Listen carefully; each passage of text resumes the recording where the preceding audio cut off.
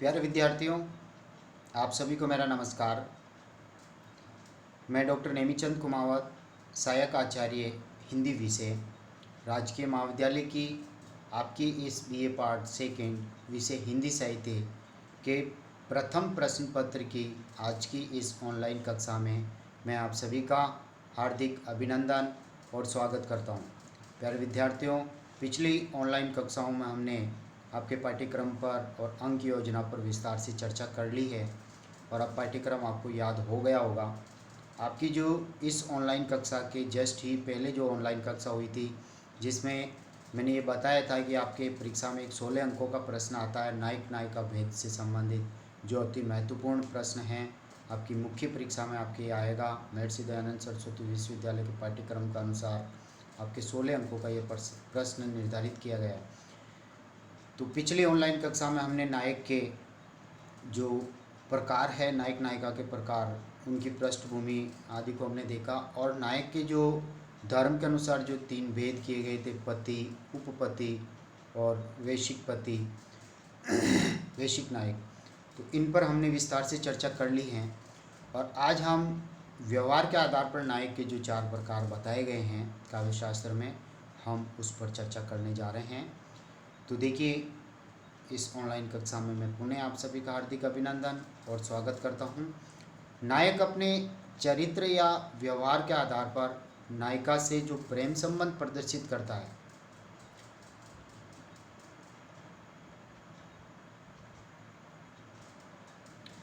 हाँ देखिए, व्यवहार के आधार पर नायक के जो 4 प्रकार हैं, उनमें पहला है अनुकूल नायक।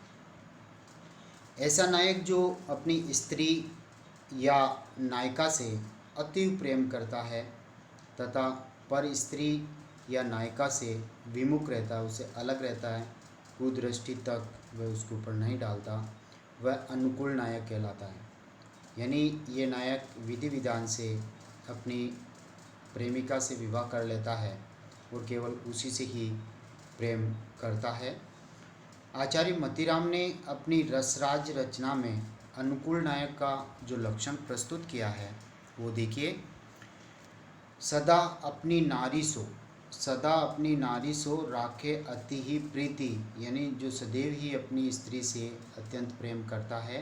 पर नारी से विमुख जो सो अनुकूल सुरीति, और पराई स्त्री से जो विमुख रहता है उससे कोई प्रेम संबंध नहीं रखता, कोई कुदृष्टि नहीं रखता उसके ऊपर, वो अनुकूल नायक काव्यशास्त्र में कहा गया है। नायक का व्यवहार का आधार पर जो दूसरा प्रकार है वो दक्षिण नायक। तो देखिए, दक्षिण नायक किसे कहते हैं? जो बहुत सी नारियों या नायिका से एक समान प्रेम व्यवहार प्रदर्शित करता है, अर्थात नई नायिका से प्रेम होने पर भी पूर्व नायिका के प्रति अपने प्रेम व्यवहार में कोई कमी नहीं आने देता है, उसे दक्षिण नायक कहते हैं।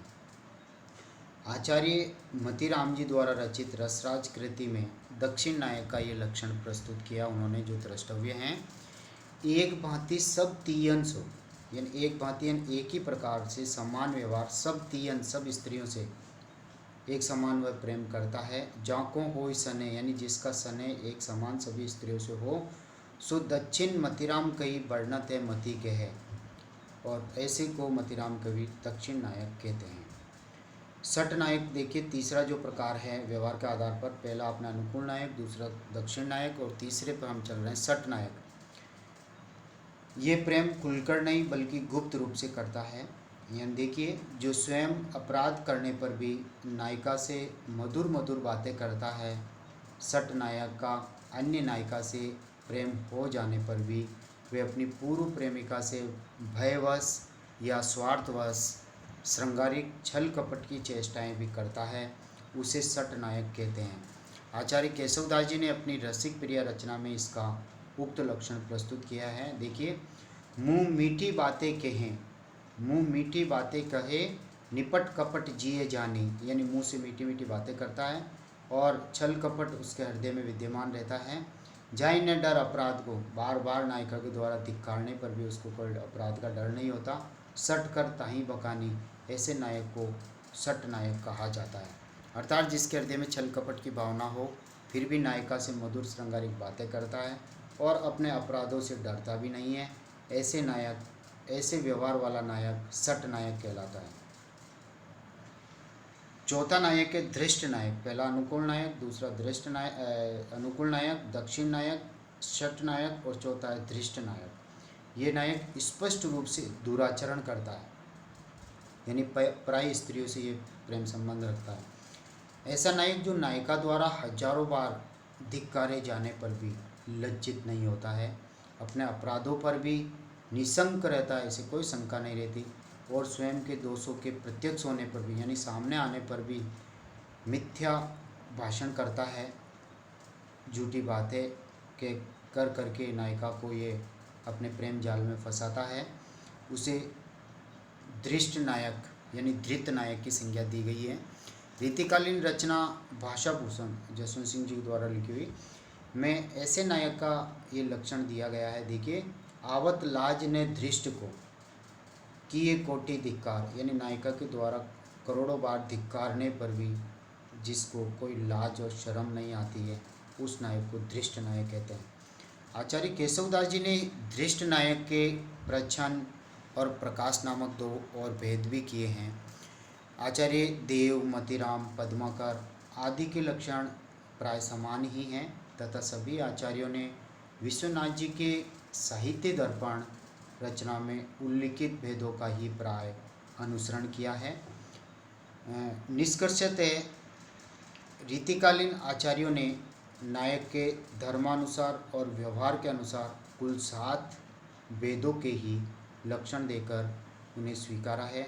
संस्कृत काव्यशास्त्र में नायक के धीरोदात्त, धीरोदत्त, धीर ललित और धीर प्रशांत जो 4 भेद माने गए हैं, वे अनुकूल, दक्षिण, शठ और धृष्ट नायक के रूप में उनके 4 और भेद करने पर कुल 16 भेद होते हैं। फिर उन्हें उत्तम, मध्यम और अधम कोटि के नायकों में विभाजित करने पर, यानी इन तीनों भेदों में और विभक्त किए जाने पर नायक के कुल 16 × 3 यानी 48 भेद माने जाते हैं। इस प्रकार रीतिकालीन आचार्यों ने नायक के भेदों के संदर्भ में कुछ नवीन चिंतन भी उपस्थित किया है। प्यारे विद्यार्थियों, हम आगे बढ़ते हैं। भारतीय नाट्यशास्त्र के नियमानुसार नायक उच्च और उदार गुणों से संपन्न होना चाहिए। इस आधार पर नायक के 4 भेद स्वीकार किए गए हैं, जिन पर अभी हमने चर्चा की है। धीरोदात्त नायक, धीर ललित नायक, धीर प्रशांत नायक तथा धीरोदत्त नायक। इनमें धीर शब्द का एक समान गुण माना गया है, धीर यानी धैर्य। इनका संक्षिप्त परिचय हम यहाँ अधोलिखित रूप में दे रहे हैं। धीरोदात्त नायक देखिए, आत्म प्रशंसा नहीं करने वाला होता है, क्षमाशील प्रकृति का होता है, अत्यंत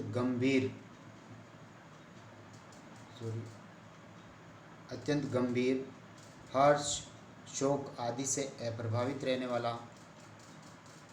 अपने कार्यों में स्थिर, स्वाभिमानी प्रकृति का तथा अपनी बात का पूर्ण निर्वाह करने वाला धीरोदात्त नायक कहलाता है। यह नायक सर्वश्रेष्ठ कहलाता है।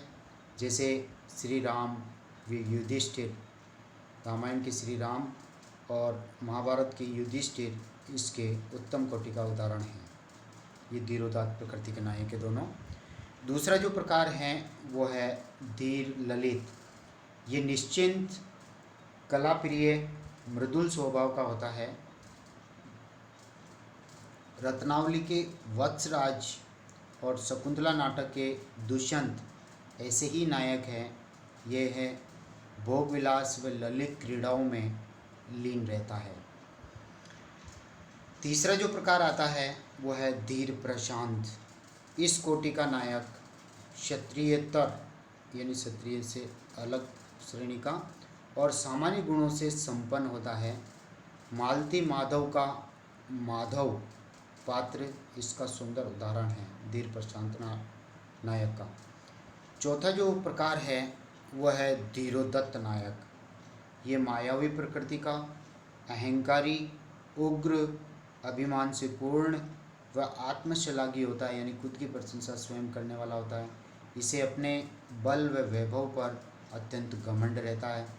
रावण, परशुराम, भीमसेन जैसे पात्र इसके श्रेष्ठ उदाहरण हैं धीरोदत्त नायक के। संक्षेप में भारतीय काव्यशास्त्र में रस विवेचन के साथ ही नायक और नायिका का भेद वर्णन प्रमुख विषय रहा है। यानी भारतीय काव्यशास्त्र में जो 6 संप्रदाय हैं काव्यशास्त्र के, ध्वनि संप्रदाय जिसके प्रवर्तक आचार्य आनंदवर्धन, अलंकार संप्रदाय प्रवर्तक आचार्य भामे, रस संप्रदाय जिसके प्रवर्तक आचार्य भरत मुनि, वक्रोक्ति संप्रदाय जिसके प्रवर्तक आचार्य कुंतक, रीति संप्रदाय जिसके प्रवर्तक आचार्य वामन और औचित्य संप्रदाय जिसके प्रवर्तक क्षेमेंद्र।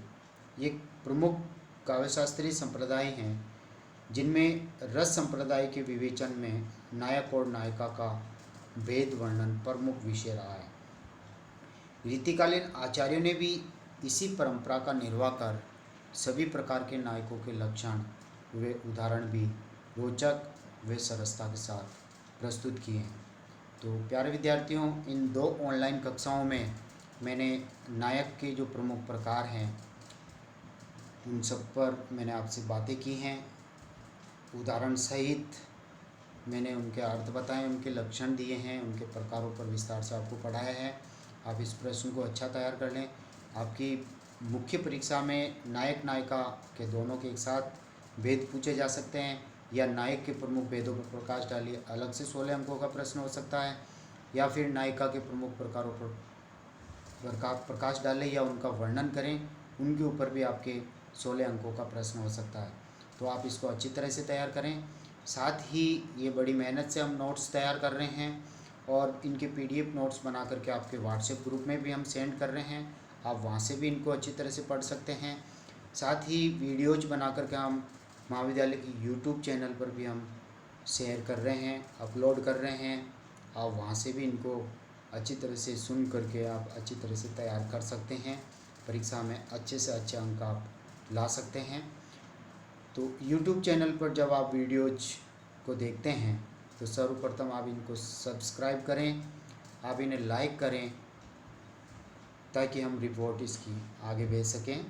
और पिछली जो ऑनलाइन कक्षाएं हमारी हुई थी उसमें हमने आपके जो 12 अंकों का प्रश्न है रीतिकालीन काव्य का इतिहास, जिसमें रीतिकाल की परिस्थितियाँ, रीतिकाल का नामकरण, रीतिकाल की 3 काव्य धाराएँ, रीतिबद्ध, रीतिसिद्ध और रीतिमुक्त के प्रमुख कवि और उनकी रचनाएं, और साथ ही रीतिकाल की प्रमुख सामान्य प्रवृत्तियों पर हमने विस्तार से चर्चा की हैं। 12 अंकों का ये प्रश्न, आप इन प्रश्नों को अच्छी तरह से तैयार करें। आपके 12 में से 12 अंक भी आपके आ सकते हैं। साथ ही जो 16 अंकों का जो प्रश्न है जिसके ऊपर भी हमने रस संप्रदाय पर विस्तार से चर्चा कर ली, 5 ऑनलाइन कक्षाओं में रस सिद्धांत को आपने पढ़ा है। साथ ही 2 कक्षाओं में आपने रीति का तात्पर्य और रीतियों के प्रमुख प्रकारों पर भी आपने पढ़ा है। और हम अब अगली जो ऑनलाइन कक्षा होगी उसमें हम नायिका के प्रमुख प्रकारों पर विस्तार से पढ़ेंगे। तब तक के लिए जय हिंद, जय भारत। Thank you.